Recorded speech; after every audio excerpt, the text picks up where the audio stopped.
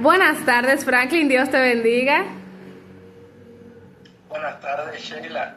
¿Cómo estás? Muy bien, gracias a Dios, muy contenta. Para mí es un placer tenerte aquí, que sacaste de tu tiempo para compartir conmigo en esta entrevista. Así es, así es. Para mí es más que un honor tener la oportunidad de hablar, compartir contigo y sobre todo traer a temas tan importantes como los que estamos a punto de tocar. Así es, realmente un gran privilegio. Me gustaría saber si le placería tener el honor de orar para comenzar esta entrevista. Absolutamente.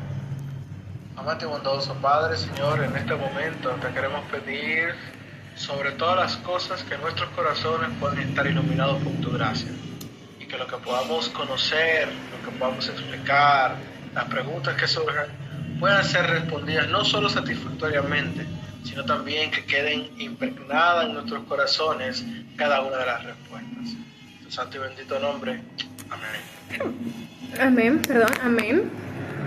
Gloria a Dios. Quisiera preguntarte si puedes hablar un poco más alto y discúlpame.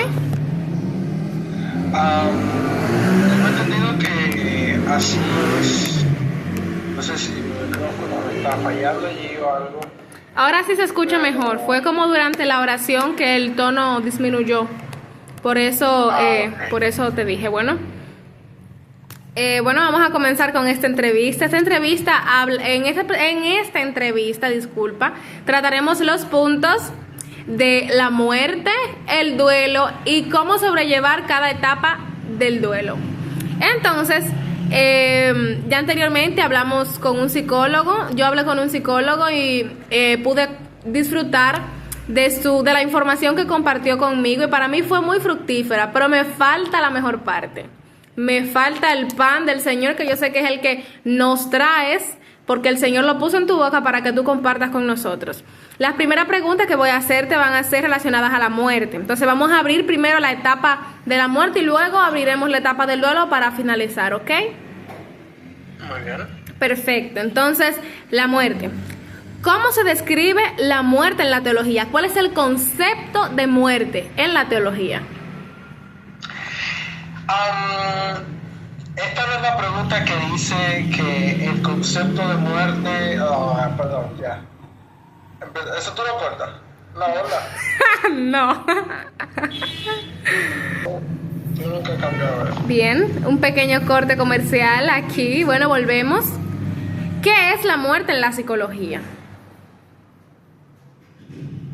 ¿En la psicología? Perdón, en la teología, disculpa. Muy bien. A mí me gusta cómo la Biblia ilustra la muerte. Vemos que en Juan 11 al 14, la muerte es ilustrada como un sueño, un término usado por Jesús y otros demás en la Biblia. Cuando Lázaro está muerto, que ya tiene 4 días allí, dice el Señor, bueno, vamos a donde Lázaro, que Lázaro está enfermo, que Lázaro está descansando, que Lázaro está durmiendo. Y los discípulos le responden, no, Señor, si está durmiendo quiere decir que se va a recuperar. Y oh, wow, qué gran bendición y qué maravilla. Lázaro sí se recupera, pero porque Dios lo revivió de la muerte. Así que la muerte es vista a nivel teológico como un sueño, tomando el concepto bíblico de lo que es muerte aquí. Exactamente. Eso es así. Entonces dice la segunda pregunta. Según la teología adventista, ¿qué pasa después de la muerte? Eso es una excelente pregunta y para eso me gustaría que tomáramos el capítulo 9, versículos 5 al 6 de Eclesiastés, que dice, porque los vivos saben que han de morir, pero los muertos nada, y hago hincapié en esta parte, los muertos nada Amén. saben, ni tienen más recompensa, porque su memoria es puesta en donde, en el olvido. ¿Qué quiere decir esto? Tomándolo desde el contexto bíblico, es un sueño donde no pasa nada, donde el alma sale del cuerpo, donde tú no te vas a otro mundo, no, quedas inerte allí. Ya, moriste. No hay más después ni antes. Esto tiene que ser así porque es importante para el desarrollo más adelante de nuestra historia. Porque está dando un juicio, pero no vamos a meter para este lado, para parte. Simplemente la Biblia nos dice que los muertos nada saben. Así es, así es. Aquí hay otra pregunta, dice, ¿cuál es el estado de los muertos? O sea, ¿cómo están los muertos? Ahora, todos aquellos que han muerto, ¿cómo están? Como te acabo de decir, inertes. O sea, no es que hay un purgatorio, no es que hay una sección específica para ellos. No. El que murió descansa allí, yace allí, sus restos yacen allí, su conciencia no está y su alma, su espíritu, su aliento de vida regresa a Cristo que lo dio. Así es. Así es, aquí dice otra pregunta. ¿Qué le dirías como pastor a una persona que acaba de perder a un ser querido? Esto es bastante interesante porque aquí entra un aspecto psicológico. Nosotros como seres humanos, nadie suele enfrentar una pérdida de la misma manera. Por ejemplo, cuando yo perdí a mi abuelo, yo no procesé que lo había perdido hasta después de una semana. Y aunque las personas se acercaban a mí y me decían, ay, me ha sentido pésame, tú sabes que descansa con Dios, todo lo demás, todo bien. Eso a mí no me hacía nada porque yo no asimilaba lo que estaba sucediendo. Entonces yo considero que lo primordial es lograr ponernos en el contexto del otro. No solo en el zapato, no solo es entender que le está pasando mal, sino también entender qué cosas podrían ser asertivas para esta situación a nivel cristiano, a nivel bíblico, como pastor, como ministro. ¿Por qué? Porque muchas veces, cuando tenemos la esperanza de que Cristo Jesús nos va a resucitar, solemos ser un poco fríos ante las situaciones, ante esta clase de situaciones. Y le solemos decir, bueno, lo bueno es que Cristo lo va a revivir. Bueno, lo bueno es que tenemos una esperanza en Cristo Jesús.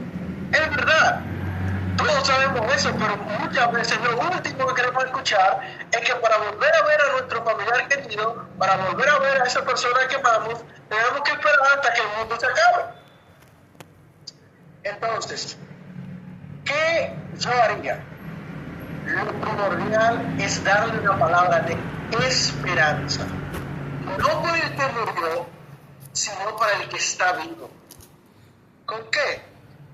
Vale la pena seguir luchando como cristiano, porque al final con Cristo tenemos la recompensa y las personas que no están con nosotros la veremos allí de nuevo.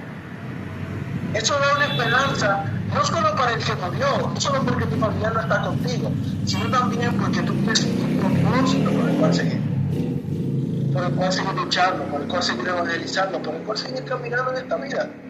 Es duro, es difícil, pero en Cristo tenemos la esperanza. Entonces, la parte principal es nosotros tratar de ser asertivos con el comentario que vamos a hacer, para que sea un comentario no solo de esperanza para el que ya murió, sino que también sean palabras de reavivamiento para el que sigue con vida. Amén. Porque el que ya murió, ya se murió. Lamentablemente es cierto, porque lamentablemente ya no se puede hacer nada con esa vida que ya pasó al descanso, pero sí podemos hacer algo con aquellos que siguen en vida y que puedan afrontar esa pena diferente. Aquí tengo también otra pregunta, que no sé si saben lo que significa el duelo, pero aquí pregunta cuál es el concepto según la teología del duelo, de lo que es, vamos a decir así, esa tristeza profunda que nos da a todo ser vivo al ver perder, claro, más a los seres con conciencia, ¿verdad? Pero a los seres humanos, vamos a decirlo así, ese dolor tan profundo que nos provoca el saber que no veremos por un largo tiempo, o mejor dicho, por un corto, en el nombre del Señor, así será, por un corto tiempo a ese familiar que tanto amamos y formaba parte activa en nuestra vida. O sea, ¿qué concepto hay bíblicamente del duelo de una persona que perdió un ser querido? Bueno, en la teología adventista, el duelo es entendido como el proceso emocional y espiritual que una persona atraviesa tras la pérdida de un ser querido. Aunque no es un concepto oficial completamente único sobre el duelo escrito en las doctrinas del adventismo, sí hay ejemplos de duelo en la Biblia. Así que a mí me gustaría tocar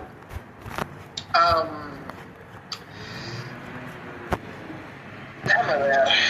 Por ejemplo, María Magdalena estaba en una depresión. Exactamente.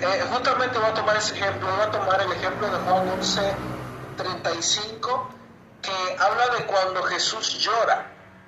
Estar ahí en el sepulcro de Lázaro y él está viendo el acongojamiento de las demás personas y se siente mal. O sea, este es un proceso de duelo, porque aunque él lo va a revivir, ciertamente él sabe que si él no estuviera allí, posiblemente Lázaro no reviviría en ese momento. Entonces, nosotros como adventistas reconocemos que el duelo incluye una mezcla de emociones como tristeza, dolor, e incluso hasta pueden ser preguntas hacia Dios. Señor, ¿por qué a mí? ¿Por qué me pasa esto? Pero hay algo muy interesante de esto, que aunque el duelo es doloroso, nosotros los adventistas tenemos la oportunidad de afrontarlo con la esperanza que ofrece la promesa bíblica de la resurrección y la vida eterna. Gloria a Dios. En primera de Tesalonicenses 4:13, recuerdo que dice: no queremos, hermanos, que ignoréis acerca de los que duermen, para que no te entristezcáis como los otros que no tienen esperanza. Quiere decir que nosotros tenemos la esperanza de volver a ver a estas personas. Así es. De volver a reencontrarnos con ellas. O sea que la Biblia ilustra la muerte como un sueño, porque es literal como yo cierro los ojos y vuelvo y lo abro y me junto con mi familia. Así es. Es un descanso con esperanza. Gloria a Dios. Por eso muchas veces morir en Cristo es morir en ganancia, es ganar. Porque no vamos a sentir nada, no vamos a sufrir más. Estaremos allí esperando, borrando. Para nosotros será un segundo. Cerramos los ojos y lo abrimos y Cristo está a nuestro lado. Gloria a Dios. Esta es la esperanza que nos da la Biblia. También me gustaría destacar que Dios tiene un papel importante durante el duelo, un papel como consolador para quienes están en duelo. En Salmos 34:18 nos dice: cercano está Jehová a los quebrantados de corazón y salva a los contritos ¿de qué cosa? De espíritu. De espíritu. Quebrantados de corazón, a los que están tristes, a los que han perdido algo, contritos, tristes, afligidos. Dios es literalmente el mejor consolador que puede haber. Amén. Y Cristo tiene una parte activa en esto, no solo dándonos las esperanzas, sino también estando allí para ayudarnos a salir de la situación. Amén. Aquí también llega mucho a la mente que en Apocalipsis, el capítulo 21, sí, dice, bueno, en el libro de Apocalipsis, no sé si es el 14 o el 21, pero menciona que enjugará a Dios toda lágrima de los ojos de ellos y ya no habrá más muerte, ni dolor, ni clamor, porque el Señor sabe lo que duele, el hecho de la muerte. Y Él dice, así como tú mencionaste en ese salmo, que enjugará nuestras lágrimas y que nos consuela. Y gloria a Dios por eso. Aquí tengo otra pregunta. ¿Un cristiano puede caer en duelo a nivel de deprimirse? Aquí es importante, imperativo dividir los dos conceptos. tú me estás hablando de una depresión emocional o espiritual. Estoy hablando de la razón. Tú mencionaste que puede pasar el hecho de que una persona se entristezca por la muerte de un ser querido e incluso pregunte a Dios, Señor, ¿por qué a mí? Te estoy hablando de que una persona aquí cristiana, por ejemplo, puede deprimirse al nivel o sea, puede entristecerse tanto al nivel de deprimirse aún siendo cristiana. Claro que sí. Y esto también va un poco en contra con una imagen que se ha vendido de que el cristiano no se entristece y no se deprime. Y a mí me gustaría tomar el ejemplo de Job. Job, aunque ciertamente su fe estuvo intacta y no quebrantó, créeme, te aseguro yo, que cuando ya él estaba al final, que su esposa le dice, maldice a Dios y muerte, sentimentalmente Job no se sentía bien. Eso es así. Job había recibido el rechazo de sus amigos, diciéndole a sus amigos a él, oye, tú tienes pecados ocultos, que son los que están provocando lo que te está pasando a ti ahora. Y no había cosa más contraria a esa. No había hombre más fiel y consagrado que Job. Un hombre que siempre que tenía la oportunidad hacía sacrificio por sus hijos, por si ellos habían pecado. Y Job, técnicamente, se hace cuenta, porque él no sabía, Job no tenía el conocimiento de esto, estaba en el medio de una disputa que técnicamente no lo involucraba, pero él no sabía esto. Entonces, al él estar enfrentando todas estas situaciones, ver la muerte de sus hijos, la pérdida del dinero, el rechazo de su esposa, la enfermedad en la carne, ¿crees tú que tú como ser humano no te deprimirías en algunas situaciones? No, claro. Claro, Job hasta deseó la muerte en un momento. Job quería morirse, le decía, mátame, sal de mí, porque ya total, si como quieras me lo quitaste todo ya. Pero ahí Dios es maravilloso, porque la historia de Job, amor, ¿tiene más preguntas? Sí, tengo algunas, tengo una pregunta más. Ok, pues entonces cierra tu Job y continuamos. Ok, pero luego abrimos con Job, ¿ok? Ok. Ok, dice, como pastor, ¿qué consejo le darías a una persona para pasar un duelo exitosamente? Aquí tomamos a Job de nuevo. Mira, nosotros como seres humanos no somos muchas veces conscientes de lo que está sucediendo. ¿Y a qué me refiero con esto? Nos empiezan a pasar cosas malas, cosas que no entendemos por qué nos están pasando. Una enfermedad, un problema familiar, un accidente, o tal vez la falta de comprensión de nuestro hogar con nuestras parejas, con nuestros familiares cercanos, etc. Y nos preguntamos, bueno, ¿por qué nos está pasando esto? Y nos quejamos, y nos quejamos, y nos quejamos. Antes que ver el problema, tenemos que detenernos a mirar a Dios. Cuando Job estaba harto de la situación, y él empieza a quejarse, decir, Señor, si esto, aquello, mátame, Dios, cállate. ¿Dónde tú estabas cuando yo creé el mundo? ¿Dónde tú estabas cuando tú hice las estrellas, el cosmos? ¿Qué es lo que quiere decir aquí? No estoy diciendo que literalmente uno vaya a ser así de agresivo. Lo que estoy diciendo es que en la dificultad tenemos que tomar una pausa para detenernos a escuchar lo que Dios nos quiere decir. Amén.